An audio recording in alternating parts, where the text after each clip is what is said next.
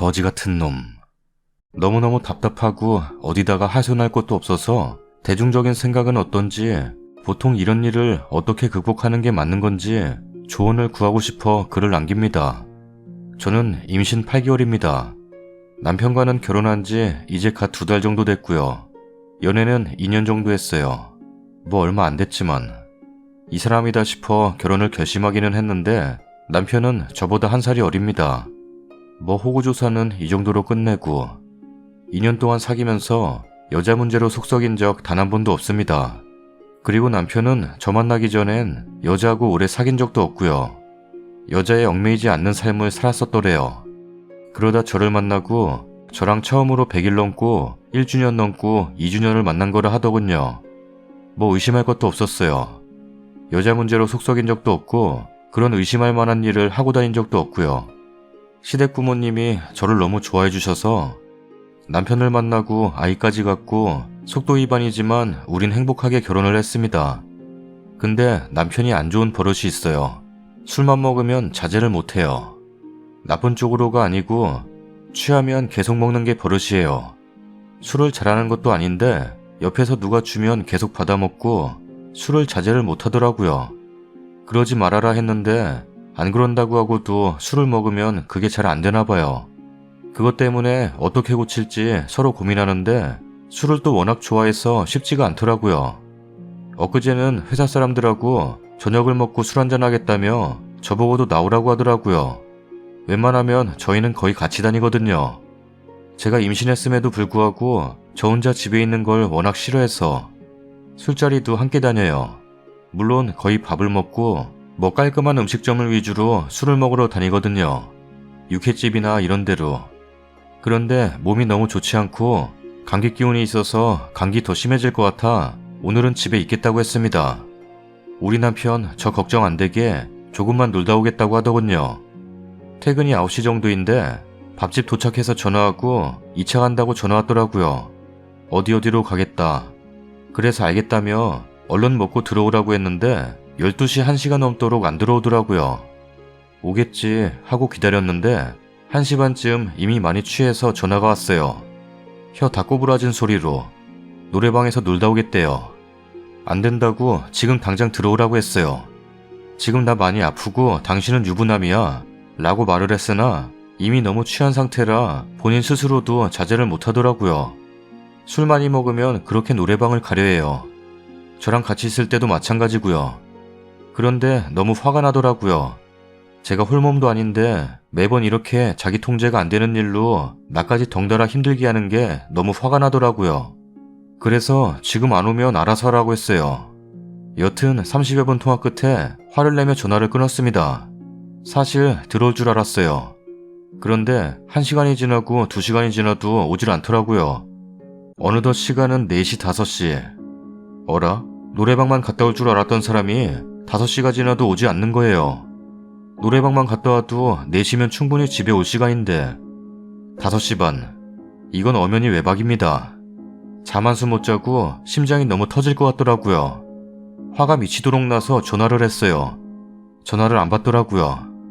이 사람들 다 같이 단체로 뻗은 건지 전화도 안 받고 너무 걱정이 돼서 신랑 핸드폰 분실 신고를 하고 위치를 찾아봤어요. 그런데 아까 저에게 있는다던 그 동네가 아닌 전혀 다른 동네로 위치가 잡히더군요. 유흥가 쪽. 정말 지금껏 한 번도 이런 일로 속썩인 적 없는데 6시에 위치 추적 후 저는 바로 택시를 불러서 위치 추적한 동네로 찾아갔어요.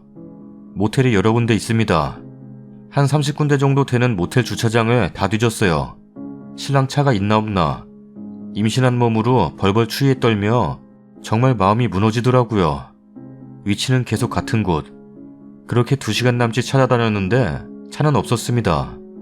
혹시 차를 안 가지고 왔을지도 모른다는 생각에 저에게 밥 먹었다던 그 동네로 가서 차를 찾아봤습니다. 그랬더니 그 밥집 앞에 차가 있더라고요. 차 안엔 아무것도 없고 주위엔 출근하는 사람들만. 지금은 8시 반. 심장이 무너질 것 같더라고요. 차를 여기다 두고 유흥가로 가서 술을 먹고 혹시나 다른 여자랑 하며 나쁜 생각까지 하게 되더군요. 미칠 것 같았어요. 잠도 한숨도 못 자고 여기서 기다려봐야 힘들 것 같아서 집으로 다시 돌아오기로 마음 먹었습니다. 집에 돌아오는 길에 시아버님께 아침에 전화가 오네요. 방구 전화기가 꺼져 있다. 아직도 자니? 하면서요. 남들은 지금 일어날 시간이죠. 저는 잠 한숨 못 자고 밤새 남편을 기다리고 추위에 찾아다니고 힘이 너무 없었습니다. 아버님 목소리를 듣자마자 눈물이 나더라고요.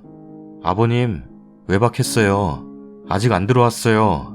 저는 대성통곡을 해버렸습니다. 그리고 아버님 어머님이 저를 전화상으로 진정하고 있으라며 아무 일 없을 거라고 들어올 거라고 위로해 주셨어요.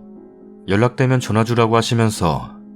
그리고 집에 도착해서 혹시나 하는 마음에 신랑 카드 사용 내역을 확인했습니다. 아니나 다를까 땡땡 모텔. 정말 미칠 것 같았습니다. 바로 어머니께 전화해서 지금 카드 사용 내역에 모텔 있다. 지금 가봐야겠다 했더니 시부모님이 다녀오시겠다고 합니다. 저는 제가 직접 가봐야겠어요. 하며 같이 갔습니다. 시부모님 많이 걱정이 되시는지 저를 계속 달래주셨어요. 너무 좋으신 분들이세요. 남편도 이런 일은 처음이고 아무튼 불안해 죽겠습니다. 지금은 오전 9시 반 정도 됐을까? 모텔을 찾아서 모텔 주인에게 시아버님이 말씀하셔서 방을 찾아주셨네요. 다행히도 아버님이 밖에 문은 열렸는데 안에 문이 잠겼다고 하십니다. 밖에 현관문은 열려서 신발은 보이는데 방문은 잠겨서 안에는 들어갈 수가 없다 하네요. 신발은 달랑 한 켤레. 남편 신발이 맞습니다. 그래서 문을 한참 두드리는데도 기척이 없더라고요. 많이 취하면 인사불성 모르고 자는 사람이라 그렇게 한 10분 15분을 두드렸나? 문고리를 보니 열쇠 없이 열리는 문이더라고요. 왜 일자로 된 열쇠. 동전으로 잘하면 열릴 것 같아 얼른 동전을 꺼내서 열었습니다. 열리더군요. 침대 위에 무언가가 꽁꽁 이불 속에 둥그렇게 쌓여 있습니다. 이불을 걷어보니 제 남편이 벌거벗은 채로 몸을 움츠리고 자고 있더군요. 빤스도 입지 않은 채로. 그래서 세게 한 대 때려서 일어나라고 하고 옆에 테이블을 보니 담배꽁초 3개, 널브러진 성냥개비들. 그런데 그 옆에 고무. 사용했는지 벗겨져 있는 고무 껍데기. 시어머니 시아버지도 함께 있었습니다. 저는 그 고무를 신랑에게 집어던지며 소리를 질렀습니다. 미칠 것 같았습니다. 제 눈으로 모든 것을 확인한 결과 아무것도 믿기지가 않았습니다. 우리 신랑 이럴 사람이 아닌데 정말 믿는 도끼에 발등 찍혔죠. 미안하다. 내가 면목이 없다. 저희 시어머니 저에게 면목 없다며 계속 저를 달래주십니다. 그리고 남편하고 이야기한 결과 술을 너무 많이 먹어서 기억이 나질 않는데요. 정말 잘못했대요. 왜 자기가 거기에 있었는지도 모르겠대요. 정말 반성하더라고요. 시아버지도 호되게 말씀하셨고 저는 이혼 얘기까지 꺼냈어요. 시부모님들 계속 노여워하시더라고요. 그렇게 힘들게 하루가 지났어요.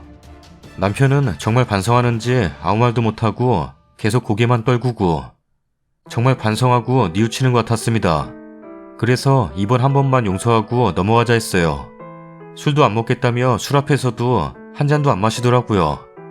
그런데 문제는 자꾸 그 장면이 생각나고 저 없는 곳에서 벌어졌을 일이 상상이 되어서 죽을 것 같아요.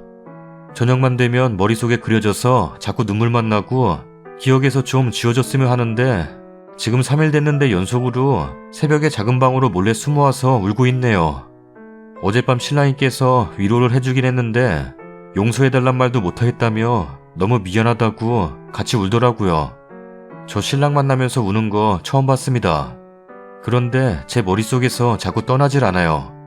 카드를 긁고 들어간 것도 제 전화를 받지 않은 것도 다른 여자와 함께 있었던 것도 자꾸 상상이 되네요. 아, 말이 너무 길어졌네요. 혹시 이런 경험 있으신 분들 어떻게 이겨내셨는지 조언 좀 부탁드립니다. 너무 힘이 듭니다. 계속 머릿속에 이상한 생각만 들고. 댓글입니다.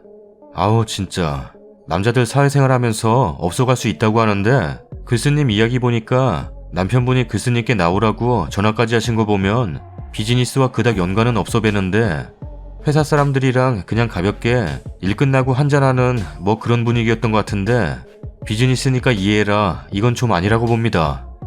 임신하고 몸도 안 좋은 아내를 생각해서 1시나 2시쯤 혹은 더 일찍 끝낼 수도 있었던 일인데 그렇지 않나요? 마음에 정말 큰 상처를 입으셨겠어요. 제 주변 아는 언니도 그것 때문에 엄청 속상해했는데 이혼을 안 하더라도 문득문득 생각나서 화가 치밀어 오르는 건 어찌할 방법이 없어요. 최대한 생각 안 하려고 해도 생각이 나죠.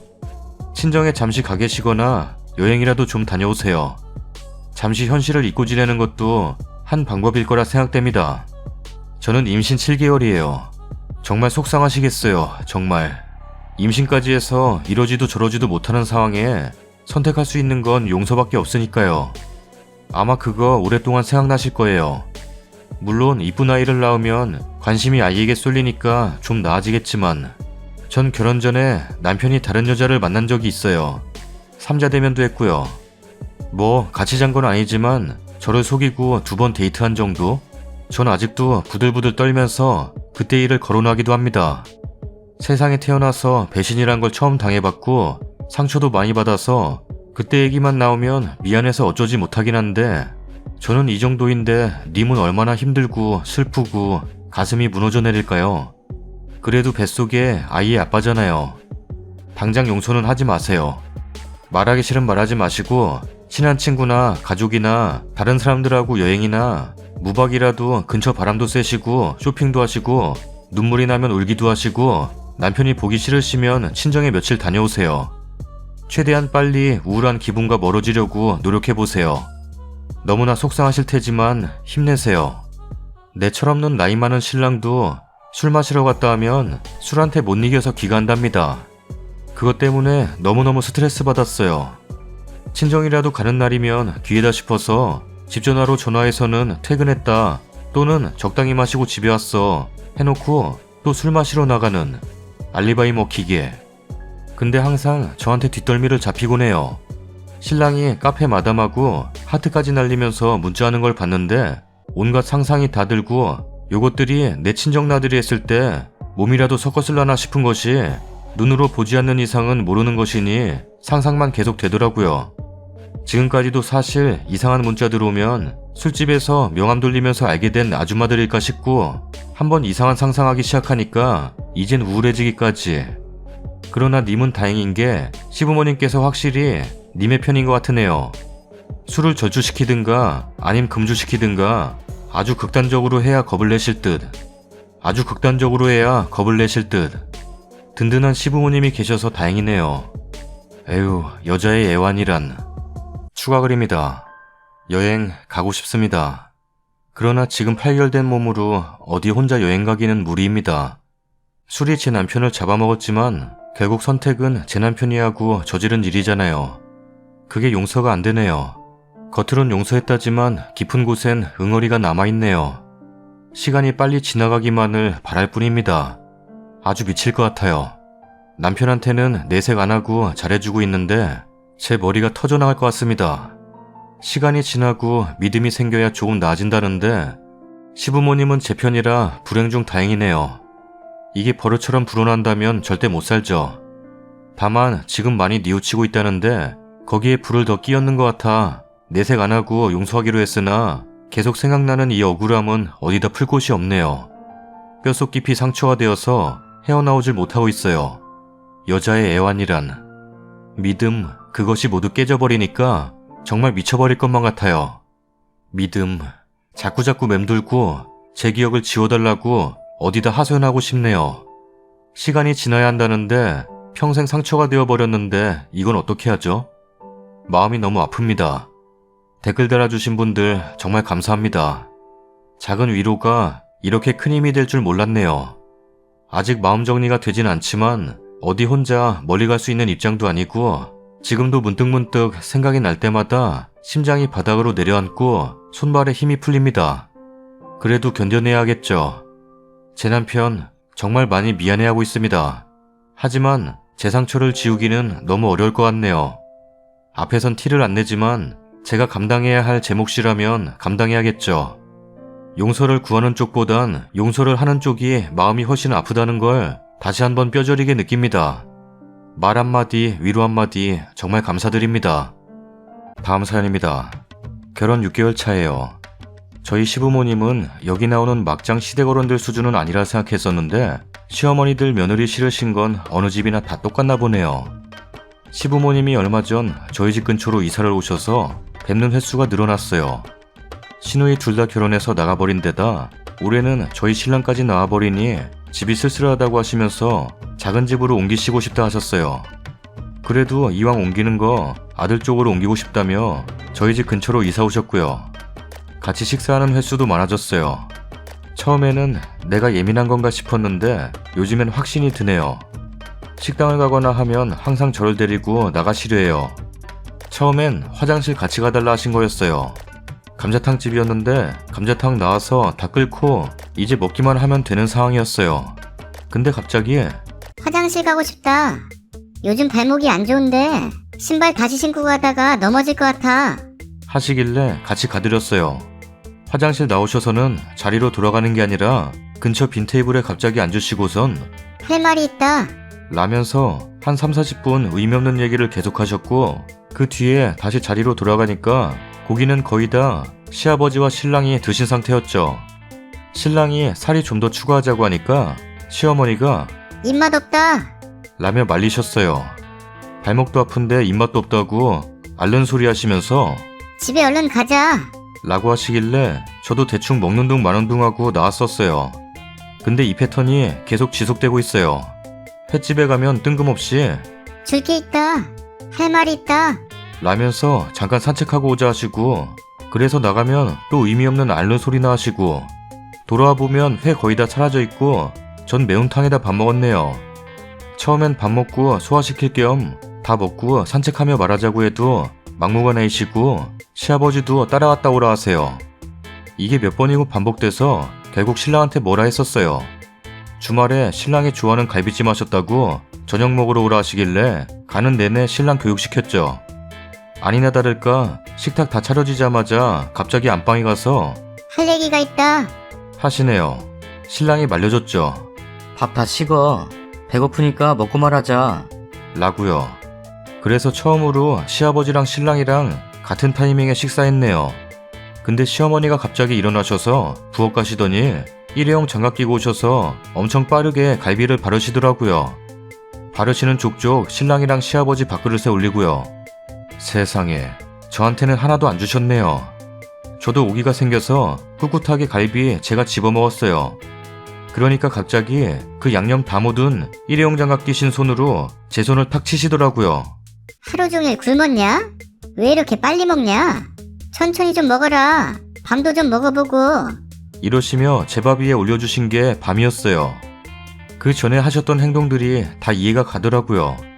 기분이 확 상해서 젓가락 놓으니까 그제서야 좀 눈치채신 건지 웃으면서 김치 그릇 제 앞으로 당겨주셨네요. 김치가 너무 맛있게 익었다. 라면서요. 나중에 좀 챙겨줄 테니까 찌개 끓여 먹어라. 라며 웃으시는데 화가 나서 아무 대답도 안 했어요. 집에 와서 대판 싸웠어요. 시어머니가 그렇게 전투적으로 갈비 바르셔서 본인 밥그릇이랑 시아버지 밥그릇에 놔주시고 며느리인 저는 하나도 안 놔주시는 걸 빤히 봤으면서 한마디도 안 한 게 너무 미워서요. 제 손 치는 거 보고도 아무 말 안 하고 김치 맛있다는 시어머니 말에 맞아, 김치 잘 익었더라. 이런 말이나 짓거린 게 너무 밉더라고요. 신랑은 오히려 제가 예민하대요. 시아버지나 본인은 같은 식구니까 그렇게 손으로 발라주시는 게 익숙하지만 저는 그렇지 않을까봐 안 해주신 것 같답니다. 오히려 저 배려해준 거래요. 급하게 먹는 것 같아 보여서 천천히 먹으라 한 건데 그 말 한마디 못하냐고 합니다. 그러더니 쪼잔하게 그거에 꽁해져서 부모님이 이 더운 날 힘들게 차리신 밥상 앞에서 인상 쓰고 있었냐? 랍니다. 짜증나서 지금까지 서로 말 안 하고 있어요. 제가 잘못했다 생각 안 해요. 제가 예민한 것도 아니고요. 고깃집에 가면 저녁 타임이라 아주머니들 많이 바쁘시잖아요. 한번 부르고 기다리지를 않고 저더러 가서 얘기하고 물이든 야채든 가져오라 하십니다. 다녀오면 불판 위에 익었던 고기들은 다 시아버지나 신랑 앞접시로 옮겨져 있고요. 식탐 있는 편도 아닌데 시어머니 때문에 없던 식탐까지 생기겠어요. 댓글입니다. 일단 될 수 있으면 가지 말고 친정에 얘기해서 남자도 똑같이 3번 정도는 당하게 해주시고 혹여 같이 먹게 돼서 시어머니가 불러내면 어머니 저 안 먹을 테니 안 불러내셔도 됩니다 하시고 또 혹여 불려나가서 의미 없는 얘기 시전하면 듣는 둥 마는 둥 하고 테이블에 가서 다 먹었으면 새로 1인분 추가하세요. 먼저들 가시라고 난 이거 먹고 가겠다 하세요. 착한 척하고 남자만 들들 볶아봐야 소용없습니다. 다음부터 음식 먹을 때 따로 부르시면 얘기하세요. 아무것도 안 먹을 테니까 굳이 안 불러내셔도 된다고요. 남자들은 모를 거예요. 겪어본 며느리들만 아는 웃지 못한 소소한 일들이 참 많이 일어난다는 걸요. 대놓고도 하고 숨겨서도 하고 가끔 보면 시어머니들은 참 이상해요. 며느리를 아껴주면 본인 아들한테 더 잘할 텐데 왜 그런 생각은 못 하실까요? 시어머니도 이상하지만 시아버지랑 남편이 제일 이기적이네. 밥 먹고 산책하겠다니까 시아버지가 같이 나가래. 누구는 배 안 고프나? 그것도 그렇고 밥 안 먹은 사람들 생각 안 하고 싹 다 먹는 건 뭔 심보? 지들 배만 채우면 상관없다 하냐? 소름. 보통 음식 남겨놓지 않나? 하긴 그렇게 생각이 있으면 시어머니가 데리고 나갈 때마다 왜 밥 먹을 때마다 그러냐고 한마디씩은 했겠지. 그냥 총체적 난국이지. 제발 남편들 그 레파토리 좀 바꿀 수 없나? 지네 엄마는 뭐래도 그런 거 아니야, 오해야. 널 딸처럼 생각해서 그래. 당신이 예민한 거야. 뭔 맨날 지네 엄마는 안 그런다네. 뻔히 알면서 자기 귀찮아질까봐 모르는 척 안 보이는 척 너만 좀 참아. 예민병 환자 만들고 자기는 쏙 빠지고 비겁한 놈들. 님 앞으로는 시집 근처에도 가지 마세요. 왜 안 오냐 뭐라 하면 말하세요. 먹는 걸로 자꾸 차별하셔서 가기 싫어요. 오해다 뭐다 하셔도 당분간 가지 마세요. 병구 같은 남편만 보내서 만난 거 많이 드시고 오라 하고 님은 혼자 보란듯이 맛있는 거 드세요. 남편이 제일 이기적이네. 저런 인간 데리고 사는 쓰니만 불쌍하지. 센스가 저 정도밖에 안 되고 신혼임에도 불구하고 자기 아내 위할 줄도 모르고 엄마를 위한 변명이나 늘어놓고 있는 남자를 과연 고쳤을 수 있을까 모르겠네. 내 친구랑 똑같은 일이 또 있네. 내 친구도 시집가서 저런 시모 만났어요. 밥 먹으려고 앉아있는 꼴을 못 본대요. 뭐 좀 먹을라 치면 뭐 가져와라, 어디 좀 다녀와라, 우연이겠지 하다가 이게 한두 번이 아니라 계속 반복되다 보니 아, 이 사람이 나 못 먹이게 하려고 일부러 이러는구나 싶었다네요. 내 친구가 한 방법 알려드리면 시댁이랑 식사 약속 잡히면 무조건 선약 있다 하고 남편만 보냈대요. 그리고 식사 시간 맞춰서 남편한테 전화해서 지금 친정 와서 한우 먹고 있어. 지금 동생이랑 랍스터 먹으러 왔어. 최대한 크게 말했대요. 수화음 너머로 다 들리게. 실제로는 집에서 라면 먹고 있을 때도 엄청 비싼 거 먹는 척 전화했대요. 몇 번 반복하니까 시모가 따로 전화해서 너만 맛있는 거 먹고 다니냐고 뭐라 하길래 어머니가 저 먹는 거 아까워하시는 것 같아서 안 간 거고 저희 친정에서도 저 혼자 와서 먹는 거 좋아하시지 남편 입에 들어가는 거 아까워하시는 것 같다고 부모 맘이 다 그런가 봐요. 이랬대요. 약 올라 죽으려고 하는데 할 말 없으니까 끊더래요. 추가 글입니다. 짜증나서 출근하기 전 폰으로 쓴 글이었는데 많은 분들이 읽어주셨네요. 속 시원하게 욕해주신 분들도 계시고 같이 화내주신 분들도 계시고 감사합니다. 이 추각을 끝내고 신랑한테 링크 보낼 거예요. 제가 백날 얘기해봤자 말도 안 통하고 저만 더 짜증날 것 같아서 많은 분들 의견 직접 보라고 링크 보내려고요. 남편놈아, 이 글 읽고 댓글들도 싹 다 읽어봐. 내가 예민하고 못돼 처먹은 여자가 아니라 못돼 처먹은 건 당신이랑 당신 가족이란 걸 좀 알았으면 좋겠네. 다음 사연입니다. 이곳을 즐겨보면서 언젠가는 친정엄마 얘기를 써보려고 한참 쓰다가 너무 길어져서 포기한 적이 있었습니다. 당시에도 아마 복장 터지는 일이 있었던 것 같네요. 지금도 한참 망설이다가 정말 조언을 구하고 싶어 써봅니다. 글이 좀 길어질지도 모르겠습니다. 저는 어린아이 키우는 40대 초반 워킹맘입니다. 결혼 전 자취 포함해서 친정에서 나와 산 지는 대략 5년쯤 되는 것 같아요. 친정에서는 제가 어렸을 때부터 사건 사고가 많았습니다. 결론적으로는 바람핀 아빠와 엄마의 이혼, 그로 인해 시골 조부모님 댁으로 보내져 5년 정도를 엄마와 떨어져 살았고 중3 때부터 엄마와 다시 같이 살게 되었습니다. 하루하루가 지옥이었어요. 그냥 꾸지람이면 됐을 일을 항상 너 죽네 나 죽네 연끈차로 끝이 났고 전 머리로는 이해하지 못했지만 몇 날 며칠을 싹싹 빌어야 했죠. 저는 모범생이었거든요. 몇십 년 지기 엄마 친구들도 인정하신 착한 딸이었어요. 엄마 마음에 들지 않을지언정 문제를 일으키는 딸은 아니었습니다. 참다 못해 20대 초반에는 그만 살고자 했을 정도로 전 너무 힘들었습니다. 그래서 저는 엄마를 공부해보기로 했어요. 아무리 생각해도 제 입장에서는 이해할 수가 없어서 내 엄마가 아닌 객관화한 대상으로 공부해보기로요. 엄마도 불우했습니다. 가부장적인 외할아버지, 형제들과의 불화, 아빠와의 이혼, 경제적 어려움. 매사 부정적인 엄마는 많은 피해의식, 우울증, 낮은 자존감을 가지고 있었고 그걸 방어하기 위해 엄마 입장에서는 자존심을 높였던 것으로 보였습니다. 그 정도 노력하고 나니 이해라기보다는 받아들여지게 되더라고요.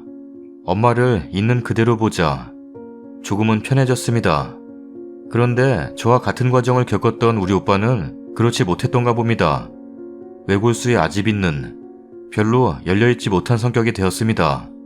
그런 오빠가 결혼하고 일정 기간 따로 살다가 첫째 조카가 태어난 후 엄마와 제가 살고 있던 집으로 들어와 같이 살게 되었습니다. 좁은 집에서 복닥거리며 사는 것도 힘들었지만 엄마와 오빠, 새언니, 제가 보기엔 다 각자의 상처와 아픈 마음을 가진 사람들이었던 그 관계는 정말 어려웠습니다. 연끈차가 주기적으로 반복되었고 언젠가 본 듯한 트러블이 계속 이어졌습니다. 저는 견디다 못해 독립하고 독립 후 2년을 만나 결혼을 했고 좋은 시댁과 남편을 만나 행복하게 잘 살고 있지만 항상 마음 한켠이 무거웠었죠. 결국 오늘 아침 출근길에 엄마 전화를 받았고 엄마는 울면서 짐 싸는 중이라고 집을 나갈 테니 연 끊고 살자시네요. 결국 맨몸으로 쫓겨나게 되었다고요. 현재 오빠와 같이 사는 집이 장기 전세입니다. 엄마 돈도 보증금에 들어가 있는 상태고요. 오빠 성격상 당연히 쫓아냈을 리는 없습니다. 장남으로서 엄마를 모셔야 한다는 의무감과 책임감에 짓눌려 있는 사람이에요. 자식들한테 발등 찍혔다고 너네가 엄마 삶을 조금이라도 알겠냐면서요. 원망하셨어요. 속으로 저는 엄마한테 칼부림 당해본 자식의 마음을 생각해본 적 있더냐고 대묻고 싶었지만 가만히 있었어요. 할 말이 많았지만 하지 않았습니다. 제가 환갑기념으로 드린 팔찌를 팔아서 생활비 하시겠다고 매달 20만원씩 생활비만 부탁하자시네요. 그러자 했습니다. 남편도 동의하는 부분이고 제가 경제적으로 어렵지는 않습니다. 제가 글을 쓰게 된 결정적인 이유는 지금 제가 정상인가 싶어서예요. 그간의 모든 상황과 그로 인한 부정적인 감정들, 밑빠진 독에 물붓기 같습니다. 걱정하고 염려하고 정신적인 소모를 했던 그 모든 상황들이 지겹습니다. 이렇게까지 냉정한 제 마음이 정상은 아닌 것 같아 겁이 납니다. 새해 첫날 오빠와 트러블을 겪은 엄마는 며칠 전부터 집을 나가야겠다는 뉘앙스를 풍기셨었고 제가 엄마의 SOS를 알아차리고 오빠와 통화하고 조율하는 개입을 해주기를 바라셨던 듯 싶습니다. 제가 출근하는 중인 걸 알면서도 전화하셨던 것이 당장이라도 쫓아와서 말려주길 바래서였는지도 모르겠습니다. 그런데 전 그렇게 하고 싶은 생각이 들지 않았습니다. 지금도 믿을 수 없게 마음이 착 가라앉은 상태네요. 엄마가 돌아가시면 이렇게 냉정하게 굴었던 스스로를 미친듯이 후회할까요? 자꾸 생각이 꼬리를 물어서 지금은 어떻게 하는 것이 좋은 길인지를 모르겠습니다. 댓글입니다. 지금 쓰니가 개입해서 엄마가 바라는 대로 조율한다면 오빠네와 쓰니네 두 가정 다 깨져요. 지긋지긋하게 반복되는 다툼과 상처에서 벗어나려면 엄마와 연 끊는 듯 거리 두세요. 엄마는 달라지지 않아요. 저랑 상황이 똑같아요. 어릴 때 남녀차별로 자랐고 힘들게 친정에서 살았지만 좋은 남편 만났어도 오로지 친정에 얽매있던 엄마 딸인 나에게 스트레스 풀던 엄마가 지겨워서 몇 년 인연 끊고도 살았는데 지금은 딸만 찾으시네요. 몇 년 전부터 이상하다 그랬는데 치매 초기라고 하시고 님도 제 경험상 거리를 두세요. 당하지 않은 다른 자식들은 모릅니다. 내가 정신적으로 힘들면 내 가정도 깨집니다. 아빠가 도망간 이유가 있었네. 자기 연민이 강한 사람은 남이 못 고쳐요. 좋은 말도 3번 들으면 지겹고 말이 씨가 된다는데 이 기회에 엄마와 연 끊어요. 썰닭입니다. 상쾌한 월요일 잘 보내셨나 모르겠네요. 상쾌하긴 뭐가 상쾌하냐, 월요일이. 비도 오고 꿉꿉하구만. 비 올 때는 파전에 막걸리인데. 파전 맛있게 드세요.